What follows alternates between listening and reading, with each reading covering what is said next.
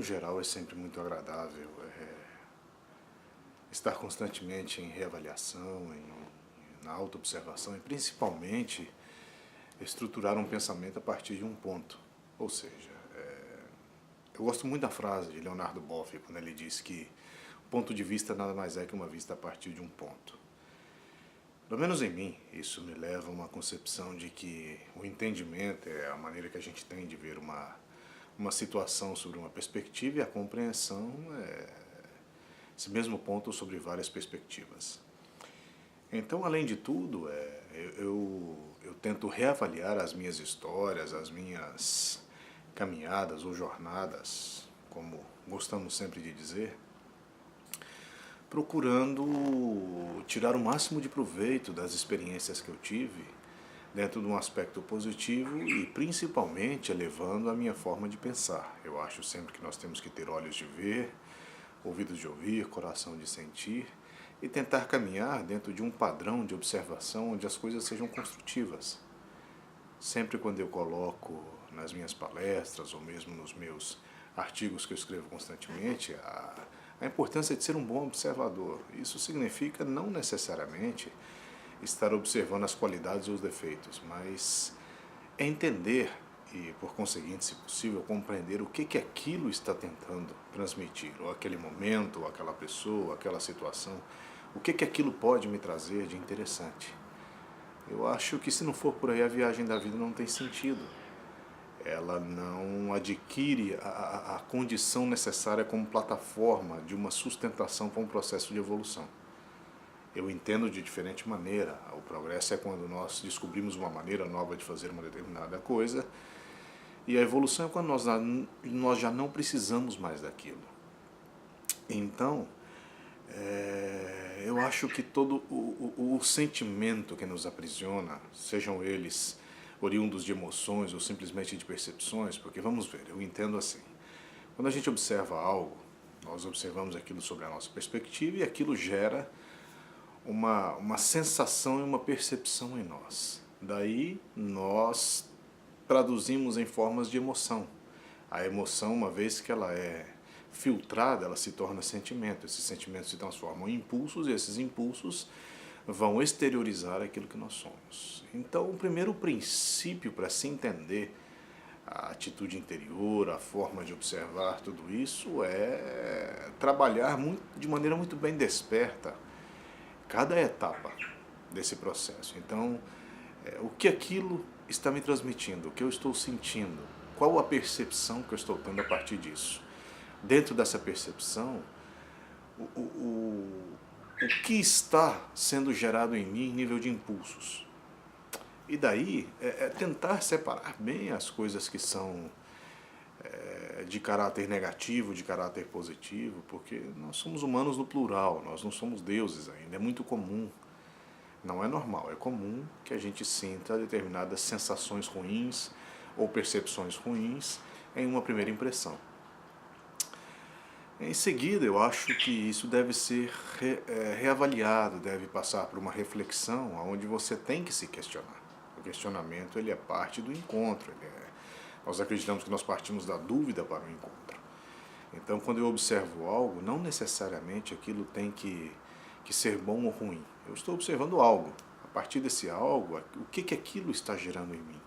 Se está gerando uma sensação boa, por que está gerando uma sensação boa? Se está gerando uma sensação ruim, por que está gerando uma sensação ruim? Eu sempre falo que a mente ela é associativa, ela é biológica, ela sempre vai transitar dentro dos aspectos das nossas experiências pessoais. É muito difícil você querer que, por exemplo, um esquimó vá ter a mesma percepção da vida do que um tuareg, que viveu no deserto a vida inteira. É muito difícil isso. Cada um teve um entorno diferente, uma cultura diferente, uma educação diferente, e a partir daí cada um enxerga a vida sob uma perspectiva diferente. Eu acho que a partir daí, nós que estamos observando, devemos entender o mundo a partir do outro, tentar ver como o outro está enxergando e não querer primeiro que ele pense como nós. A ideia não é essa. Senão aí não existe o aprendizado, aí existe a imposição. E a imposição ela é o primeiro obstáculo, ela não pode existir. Não há a ideia de querer convencer o outro, jamais. A ideia, primeiramente, do observador é ver. analisar de maneira imparcial, observar, entender, depois procurar compreender, e se não entender e não compreendeu, voltar atrás, ser capaz de reavaliar as suas verdades, ser capaz de rever os seus limites, porque muitas vezes são os nossos limites que não nos fazem compreender uma determinada situação. Eu, por exemplo, nunca joguei golfe na minha vida, eu não saberia jamais como é o funcionamento, quais são as dificuldades, quais são os limites, qual a ferramenta adequada para cada jogada. Então, é muito difícil, a partir dessa minha limitação, eu estabelecer um ponto de vista se eu não tiver uma condição de aprender com alguém. E esse aprender com alguém é que é, para mim, a grande essência da vida. É você ser capaz de observar as pessoas, aprender com elas, a partir daí ser capaz de admirá-las no trabalho que elas realizam, sem um aspecto crítico, sem nada, sabendo que cada um tem o seu limite, cada um teve uma oportunidade de estudar com uma determinada pessoa, até porque tudo isso é parte da nossa história pessoal. Cada pessoa que você encontra, cada momento, cada situação, cada circunstância, ela faz parte daquilo que te vai construir para um futuro.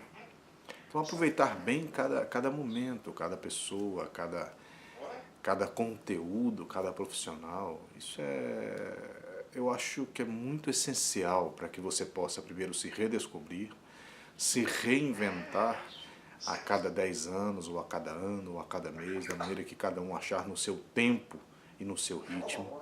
E a partir daí, tentar se reconstruir a partir de uma necessidade maior ou melhor, né? Também não temos como saber a necessidade do outro. Cada um sente um tipo de sede, cada um sente um tipo de fome.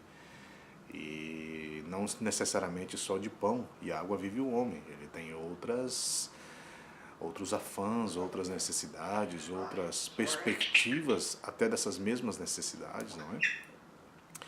Então tudo isso me leva a pensar que o primeiro propósito de um observador tem que ser aprender a observar. Mas aprender a observar a partir dos próprios limites, do limite do outro, porque o olhar do outro melhora o meu olhar, o olho do outro melhora o meu olho, o pensamento do outro melhora o meu pensamento. Agora, eu também tenho que saber filtrar isso. Nós estamos numa época de muita informação, estamos numa época de muito perigo, numa época onde existe tudo de tudo. E esse tudo de tudo nos leva a uma concepção muito interessante da vida humana, onde a proporção adequada de cada um, ela vai refletir exatamente aquilo que levamos dentro. Quando a gente fala que cada um dá o que tem, é muito interessante, né? Eu sempre digo que eu acho que todos nós, de uma maneira ou de outra, estamos enfermos e sanos. A natureza, ela tem a capacidade de criar uma enfermidade, de sanar uma enfermidade. Mas eu acho que é a nossa natureza interior que tem a maior capacidade de curar a si mesmo. É quando você é capaz de se reordenar. Reorganizar-se é muito importante.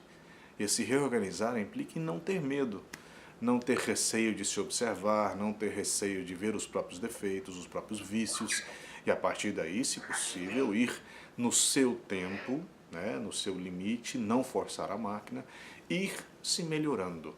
Depois do se melhorando, ir melhorando-se de dentro para fora, né? Ir aparando as arestas, refreando as paixões, os sentimentos, as emoções, reaprendendo a dominar esse caminho dos impulsos, dos sentimentos. Eu acho que por aí todos nós podemos chegar a um ponto melhor. E também esse melhor é de cada um. O que cada um busca como melhor para si mesmo. Eu acho que é um pouquinho por aí.